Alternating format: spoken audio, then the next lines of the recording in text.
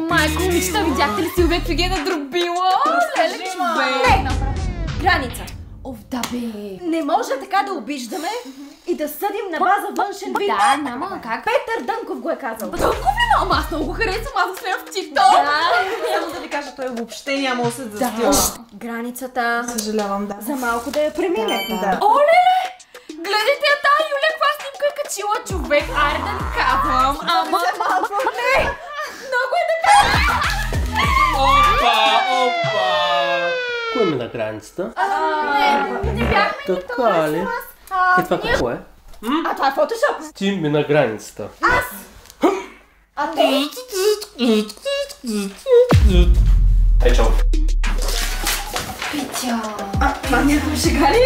Аз съм от Люлин, нямам толкова пари. Петя, казахме си да не обиждаш. Ти ни излага. На втори ред обидата за Дъбков не е моя.